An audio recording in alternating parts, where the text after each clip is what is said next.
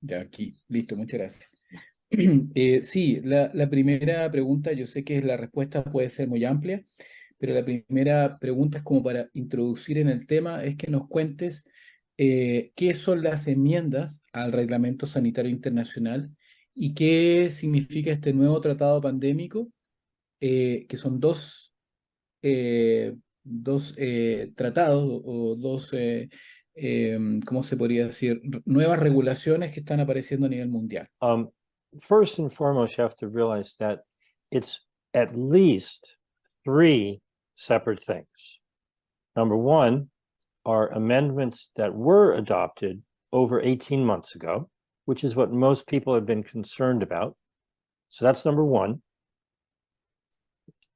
There is another quite large package of amendments that are totally separate, and they are on a very different timeline for next May of 2024.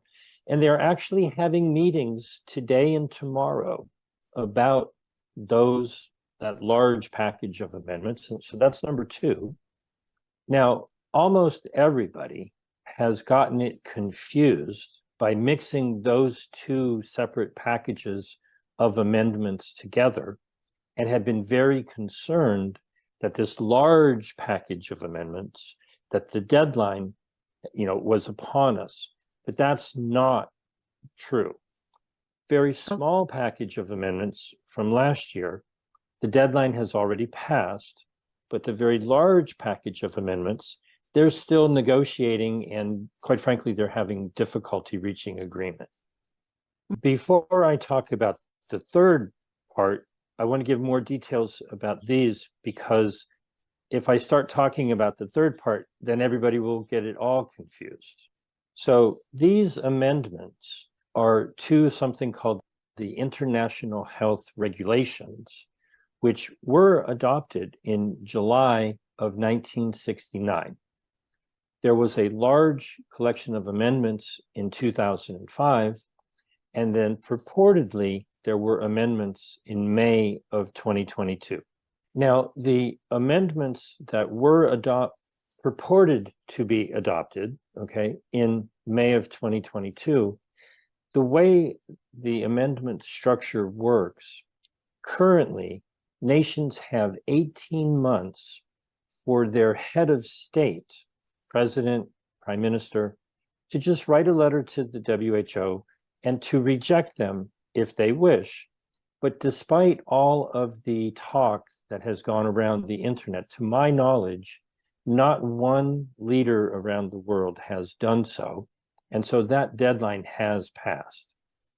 Now, one of the important things is not about the details in the amendments, but the simple fact that the way it works is that when the World Health Assembly comes together and adopted amendments, or for that matter, when they adopted the 1969 International Health Regulations, they do not ask the nation to proactively agree to them. It is assumed that you agree to them because your representative was there and agreed to it. And you have to proactively send a letter of rejection. Many people think, oh, Parliament or the Senate will have to vote to approve them, but it's backwards. And so everybody gets confused. You're not you and not the Parliament, not the people or the Parliament, but the head of state has the power to send a letter to reject them. It's the opposite of what almost everyone thinks should be the case. So let me give a challenge and an assignment to everyone here. You're from maybe different countries. The vast majority of people are unaware of the protocols and who it is in their nation that has the authority to approve any international agreements. In the United States, most people believe, because it says in our Constitution, that for a treaty to be properly accepted, the Senate has to give 2/3 advice and consent. The Senate has to consent. But that did not happen. The countries of Canada, Australia, and New Zealand, because they're part of the Commonwealth in the United Kingdom, their parliament has absolutely zero input into the decision-making process. It is completely 100% the power to make the decision to enter into an agreement rests with the executive branch of the government. In your nation, wherever you may live, I don't necessarily know what the specific rules are, and I encourage everyone to find out. In the United Kingdom, their foreign office is supposed to have presented these amendments to their parliament, and their parliament is not asked to approve them, but does have the opportunity to reject them. But they failed to ever even present them. So over the last few weeks, as this deadline to reject the amendments of December 1st has approached, Estonia, the Philippines, Mexico, Slovakia, handful of other nations, New Zealand, people in those nations wrote letters or made statements that have been completely misrepresented. None of those nations, to my knowledge, have officially done what would have been needed to have their leader reject those amendments. And so now I give you the good news. It's astonishing, and you probably won't believe me. In 2022, the WHA, the World Health Assembly, made it seem like they adopted these amendments, but they never actually conducted a proper vote. There is no record of them actually officially voting. They put forth documentation that has their legal counsel's name, and it says that it is a certified authentic copy, and it says which meeting the vote occurred.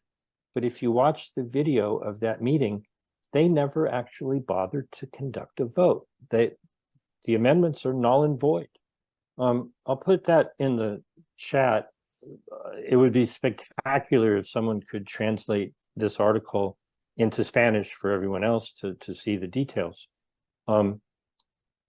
In a week ago, on November 28th, 12 members of the European Parliament wrote a letter to the WHO and requested evidence that there was a proper vote. And they gave a deadline of noon on November 30th for the WHO to provide that evidence. And they said, without that evidence, then these purportedly adopted amendments are actually not amendments at all. They're null and void. So shifting gears now to the larger package of amendments that they're negotiating today. Today was supposed to be their final meeting, and today and tomorrow, and they were supposed to have reached an agreement. They were planning to submit the amendments to their review committee, which would then, over the holidays, look them over to formally submit them before January 27th, which is the deadline for them to submit the next package of amendments, January 27th, 2024. Now, the reason for that deadline is Article 55 of the International Health Regulation says that any amendments have to be submitted 4 months in advance of the next assembly. Well, the next assembly is May 27th, so 4 months in advance of that is January 27th, 2024. About 2 months ago, at their previous meeting, on October 2nd through the 6th, the co-chair of the working group for the amendments said very clearly that they do not think that they are going to reach an agreement and they will not meet their deadline. Their lawyer, Stephen Solomon, was brought out to talk about it. He spent about 5 minutes explaining one sentence. I mean, the rule says states parties shall submit proposed amendments 4 months in advance of the next assembly. Then they spent an hour over the whole Monday and Friday talking about how they had every intention to ignore that rule. So subsequent to that, they scheduled additional meetings in February and April, and they said that they, if needed to, would negotiate right up to the May deadline. And they, the whole point is for everyone to have 4 months to consider the final, proposed amendments. And they have no intention of giving all of the nations that time. They plan to negotiate and as far as they can and present it at the assembly in May. So they are having secret meetings today, secret meetings tomorrow. And in my opinion, what they should say tomorrow is, we apologize, but we have failed to reach an agreement. We're not going to meet the deadline. We'll keep working, but we're not going to be able to have that, ready for this year. We'll have to shoot for next year. But I doubt that that's what they're going to do. They're going to brazenly, openly violate the rules. And so far, I really haven't spoken about the details of what is in, or what is in these amendments. And in this large package of amendments, the thing that concerns me, because even though they're pretending to negotiate it, they're already building and implementing what they call the Global Digital Health Certification Network. There are obviously 300 different amendments. They should be presenting a new draft or a new version tomorrow. They promised that they would be submitting, and this is very strange language, so forgive me, but this is just what they said, that they would present what was ever on the screen at this meeting. Purportedly they would be reviewing the latest version and that they would submit that to the WHO.